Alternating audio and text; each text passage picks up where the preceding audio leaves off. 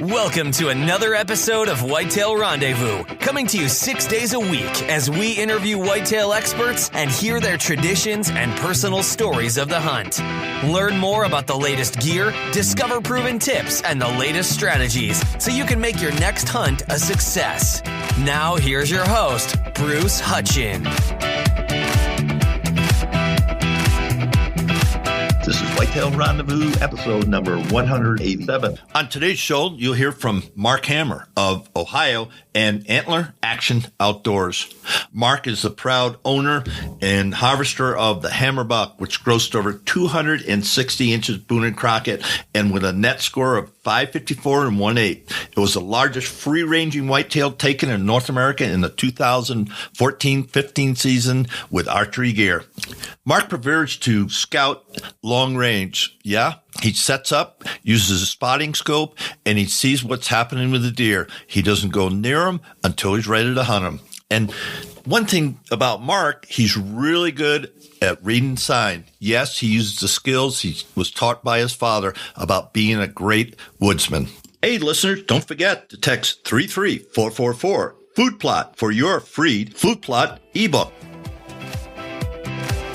Welcome to another episode of Whitetail Rendezvous. This is your host, and we're heading to Ohio, and we're going to talk to Mark Hammer, Antler Action Outdoors. Mark, welcome to the show. Hey, thanks for having me, Bruce. I appreciate it. So let's jump right into it. What about Antler Action Outdoors? What's it all about? It's a small business that I started myself last fall. I make rattle calls. They're my own design, my own patent, and it's unlike any rattle call ever made. It's the lowest motion call ever made, and it's a call that lets you get the sound away from the hunter. That way the deer aren't looking at you. Yeah, now how does that work? Tell me how it works. Well, there's a mechanism inside, and I have essentially a hammer and some spring in there, and when a 3-inch pull of a small string coming out of the top, and it works the internal mechanism. So you can put it as far away from yourself as the string you would like to put on it. So interesting. Do you have a sample of that, or could you make the sound? I know it's not going to be the best. Listeners, this is a trial run, and we're just going to see what happens, but I'd sure like to hear what it sounds like. Sure, I've got one laying right here.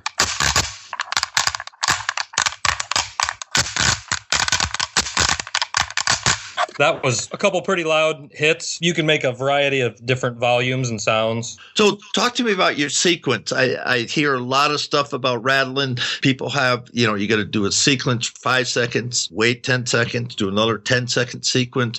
There's a lot of different information about what works. I know what works for me in certain areas of where I hunt in Iowa or Wisconsin. But talk to us about sequencing your rattle. Well, early season rattling and very late season rattling for that matter are different than your pre-rut and rut rattle. At least to me they are. I don't do any loud crashes. I do a lot of really light sparring and light tickling, and it would be 30 seconds of fairly quiet rattling and then a good break and then maybe a minute and then some more light rattling. As you get closer to the pre-rut and rut, I'll amp that up with a couple hard crashes and then a similar maybe up to a minute of mediocre sounds, maybe followed by 1 or 2 crashes. And then I'll wait. How long are your crashes? Well, the crashes would probably only be 2 or 3 seconds of really loud rattling, maybe 5 seconds of really loud. And then, if you watch a deer fight, they don't sit there and bang their heads back and forth together. They lock up kind of hard with a few seconds of violent crashing, and then it turns into a shoving match with, some not quite as loud noises. Yeah, so that makes sense. That's my take, at least. Yeah, is that when you start? And I pause frequently just to listen to see if I can hear anything coming. Right. I'll have a lot of 2 or 3 second pauses in my rattling where I'm just making sure nothing's running up on me from, obscured by brush or whatever. So when I've watched deer fight, they do make noise, but it isn't, to our ears, it isn't that loud. I've heard, and I've talked to Adam Lewis from Sound Barrier, it's louder than we think, and other deer can hear that. Sure. I think it's, our ears are made to hear certain tones, and theirs are not really the same. I think it probably does sound louder to the deer than it does to us. And I think the main thing is that, to me, is that deer fight on the ground. and everyone's rattling in a tree. And I think so many people get busted up in the tree because the deer pinpointed or see them up there moving that they give up on rattling, thinking it's the sound that's scaring the deer away. And that's not the case. That's interesting. Here's one technique, listeners, that I've done. When I rattle, I'm really hidden in my tree stand. I might, if I have got a double set, I might get in the higher set and just get behind the tree, actually, when I rattle. And it makes it interesting if somebody comes screaming in, because I'll never get a shot. I've been there. Just won't work. Yeah, I just never will get a shot. But if I do it right, I use it, especially during the early rut, to check the deer. What's around? How, are they within 200 yards of me? In some places they are. One place along Buffalo River, it's thick cover all around me, and it just opens up to a pinch point, and it's a dynamite place. But I can't see 50 yards into the woods. I mean, it's through the slash and everything. So that's just one technique. You just said that you got busted too rattling. Tell us about that. Well, that's right before I made my own calls. I had some success with rattling antlers. I mean, they sound good and they bring deer in, but I rattled in a buck that was clearly a booner, and it came in so fast out of the brush that I could not set the antlers down and pick my bow up in time. The deer literally stopped on the side of the hill 12 yards from me, a booner, and I couldn't set the antlers down and pick my bow up in time to shoot it. And it was staring almost directly at me from 12 yards, and it stood there for a minute, but I just couldn't put the antlers down quietly enough and then get my bow and get it in position in time to get the shot. And it haunted me for a couple years. Well, yeah. Could you have just dropped the antlers, grabbed your bow and shot? I mean, if it would have been gun season, I would have definitely done that, but there's no way to, that's the bad thing about antlers is they're made to make noise. And when a deer comes in and you're holding them, it's really hard to set them down quietly. And then of course you got to pick your bow up. But yeah, it haunted me. I played 1,000 scenarios of what I could have done differently. And I did get the antlers down and my bow picked up and drawn by the time the deer got 25 yards away. But by then it was behind too much stuff to make an ethical shot, and opportunity lost. Well, you saw him. I can tell you, all our listeners, the 1,000 out there, North America, very few people had seen on the hoof a booner buck, a 180 class buck. Yeah, that was Wayne National Forest. That was public hunting property. And I've killed a lot of nice bucks down there, but at that time, that would have been the biggest one ever. And I don't know what to say. It was easily 180 inches, typical 12 point, and he was at 12 yards and he walked away. Folks, Mark's being very humble because the hammer buck is his buck. It grossed over 260, netted 254 and an 8. It was the largest free-ranging whitetail taken in North America in the 2014-15 season, and it was taken 3 miles from his home in Huron. How do you say that? Huron? Lake Huron or Huron County, and it was not on public land. So tell us about that buck, because that's a once-in-a-lifetime animal. Yeah, it definitely changed my life quite a bit. That's the largest deer I've ever seen alive, wild deer. He was 7.5 years old, and that deer lived 3 miles from my home, and I only seen it twice before I killed it. So he didn't come out in the daytime much. Well, tell us the story. I mean, okay, you saw him twice. Did you have him on trail cameras during the night? Actually, no, I didn't run any trail cameras in that area. I was actually driving home one evening, and I took a sharp curve in a road, and I seen 2 monster bucks out in a field, and they were just huge. So it kind of got in my head. So I took my spotting scope, kind of old school scouting, and it was in July, and I sat 30 days in a row for 2 hours every night with the spotting scope trying to find this deer. And the 21st day I found him about 10 minutes before dark, and that was actually the only time I ever seen him in the daylight before I killed him. Okay, and it's not DIY. So do you have permission previously to get on the land, or did you have to go ask for permission? Actually, I could not get permission for the place I saw the deer, but I had permission for some land very close, and I decided that would be my only opportunity. I could not get permission for where the deer was spending most of its time. But actually, the spot that I hunted, 20 guys had permission to hunt, and the main wood lot had a lot of pressure in it, but I shot the deer in a little chunk of brush that most rabbit hunters wouldn't even pay attention to. too. No, why'd you pick that? Well, because it was the only place that there wasn't any pressure and that I could hunt. It was 50 yards off an interstate highway where I shot that deer, and it was just a little, I mean, there was trees big enough to put a stand, but nothing that really looked like a woods. It was mostly just brushy little grass, and it was a skinny little strip, and there was deer sign in there, and there were no tree stands for several hundred yards, and that made all the difference. Did you use a climber or hang on ladder? I hung a stand up the first week of August, and I shot the buck on November 4th, the second day I hunted him. So how did you decide to hunt those days? Well, the wind is the main thing. It's 90% of it, and I waited till the last week of October, and all the conditions were right. I had a real good wind, and I thought by then the buck might be leaving his core area and coming to where I could hunt him, hopefully in the pursuit of does. And I hunted it one day, and I had a beautiful 140-some-inch 8-point come right under me, and so the next day I hunted it, everything was right, and an hour and a half into the hunt, I had him on the ground. So listeners, this is just a synopsis. Were you written up in other magazines? Yeah, we've had a few magazine articles. Our local Ohio Game and Fish did an article, and we were on the cover of Bowhunter magazine and Rack magazine, and we had a big article in North American Whitetail. So it's really interesting how Mark thought this out. So got away from the pressure. He knew the deer was there. One, that was a given. So then he had to figure out how to hunt him. Hung and stand in August. Didn't hunt it till November. Let a 140 go because they knew the big guy, Mr. Wonderful, was there. And then the next day he came through. So how did you decide where you're going to put your stand? Well, fortunately, it was fairly easy for me to decide that there wasn't all that many big trees in the section that gave me enough cover and that were on a good enough trail that I thought I could get a shot. But I think the main thing was that everyone else that hunted that whole section walks in the same way every time they hunt it. I mean, and I've hunted that place before. The deer bed right at the front of the woods, and they watch people walk in the trail. And once they've seen you, the game's over for the day. And every person I've seen hunt walks the same trail. I walked 3/8 of a mile out of my way to avoid anywhere where the deer could see me from where they normally bed. And I think that probably made all the difference. If I'd have walked down the same trail everyone else walked in, I don't think I would have ever seen that deer.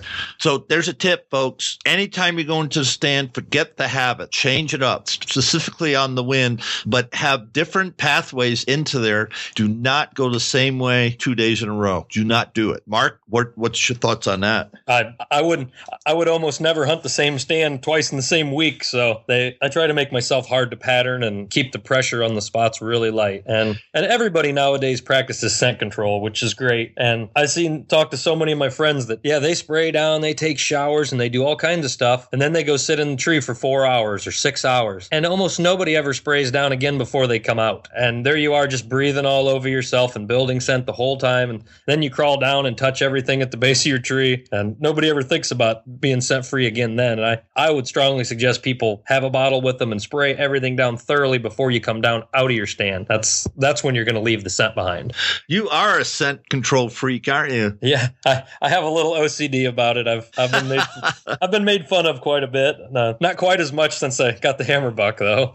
Well, folks, and I got a pleasant surprise. I talked to Mark in the warm up, and he's agreed to do a scent control episode, probably late July, early August, and we're gonna, we might even make it into part 1, part 2, and take an hour and share his tips. He's been graciously said he's willing to do that, so stay tuned for that. Let's talk about detailed hunt logs. Guys talk about them. I keep a hunt log, not as thorough as I'd like, but I do write up every session I'm in the woods.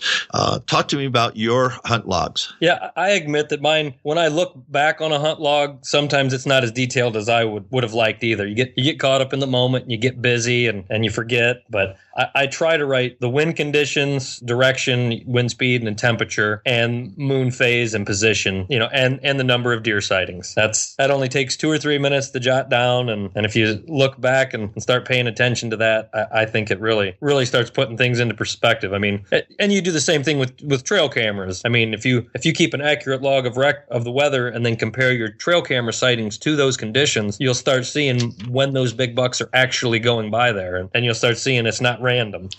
Now, do you call deer coming at 9 o'clock, 12 o'clock, 3 o'clock, or 6 o'clock? How do you denote how they came into the stand? What's that now? You mean as the direction the deer came from? Right. The direction the deer came from, I call it 9 o'clock, 12 o'clock, 3 o'clock in front of me. And then anything that comes from the back, I just call 6 o'clock. Well, I guess most of my stands have more defined travel routes than that. They would probably be 9 or 6 or 6 or 12. There wouldn't be so many, but yes, I usually put down what direction the deer were coming from. But I would say 90% of my sets, the deer are traveling one direction in the morning and maybe the opposite in the evening. So left to right or right to left? Right, exactly.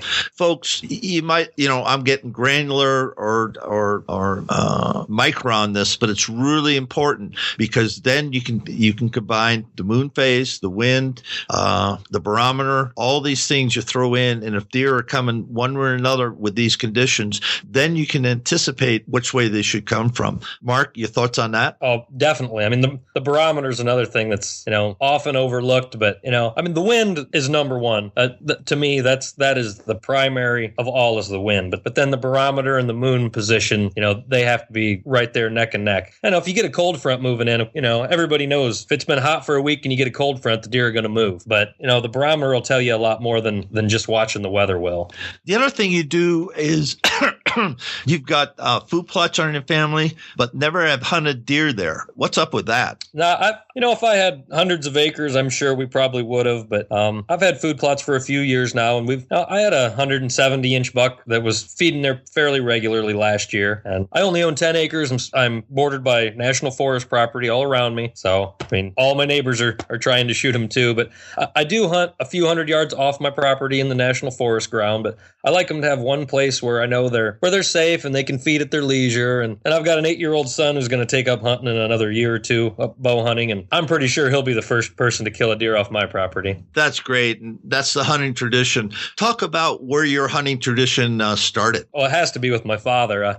I remember I don't remember it so clearly, but my mom and everyone tells the story of what I asked for my third birthday was I wanted to go coon hunting with my dad. And he took me, and I do remember us getting coon, and that's probably my earliest hunting memory. And I was in the woods with him every day I got a chance after that. He taught me everything I knew to get my first deer, and then I've just kind of been working with him and myself and building on it from then. One thing you said when you were turning that turn and then you saw a couple of monster bucks out in the field, you went old school and took out your spotting scope and basically, I call it long distance scouted those bucks. Tell me about that and why you do it. That's my primary scouting method, really. I have a couple cameras. I keep them on my property just so I know who's there and if I'm getting trespassers and keep track of my deer. But hunting the national forest property so much, and I don't have any exclusive permission. So any place I hunt is high pressure, and cameras get stolen, and to me it takes a little bit away from it. I think people get so caught up in the cameras sometime that they forget how to hunt deer. Just to go out and hunt them. Sure, you might not always find the biggest deer in the woods, but you'll find the big buck that's leaving that sign if you're willing to really look for him. And when the leaves come off, especially, I said the hilly national forest ground. I'll sit right on the road and I can see for half a mile. Sit at a high spot in the winter when the leaves are off. You can watch those deer coming out of the bedding spots and see where they're feeding and how they're traveling, and that's more rewarding to me anyway than looking at pictures. Now, do you have a window mount for your spotting scope so you can sit and drink your coffee and stay warm? Well, I do have a window mount, but more often than not, I have a tripod set up in the back of my truck, and I'm right there standing, just to get a little higher vantage and glassing all over. I glass the bean fields around my house in the summer months, and my son, my wife, and I go out and do it together, and it's fun. You're so far away that you're not doing any damage. It's no impact at all, and so rather than go back every week and chase the deer around, pulling my cameras, and the camera only watches a tiny spot. I can watch a square mile almost. Yeah, and I love that. Hunting, as I do out west, I learned a long time ago from an old outfitter guide guy. He said, Bruce, forget about walking 10 miles. Just go. He told me the ridge to go to. He said, put your butt there, pack your lunch, stay there all day, and tell me how many elk you see. And I had a nice spotting scope and some pretty good glasses, and I was amazed. I was just amazed, and that changed how I hunted everything. Yeah, those guys out west, they've been doing that kind of scouting for years and years, but you don't see it around here, and it's really surprising to me. It's an invaluable tool, and I think if more hunters tried it, they'd take a lot of pleasure in it too. I mean, it's a good time. I mean, you're looking at deer, you can hang out with your family, and you don't have to go through all the rigors that you go through during season. It's laid back, and you'll see a lot of deer. And the proof's in the pudding, and there's all sorts. I'm not going to promote any one company, but there's all sorts of adapters that you can put your smartphone on your spotting scope and take long range pictures. I haven't got one of those yet, but man, I've seen them and I've seen some of the pictures, and it's amazing. It's like you just bought a $5,000 camera, just to get the zoom quality. Yeah, there's no question about it. And all my sheep hunting friends, goat hunting friends, people that are really, we're talking, a mile or two away,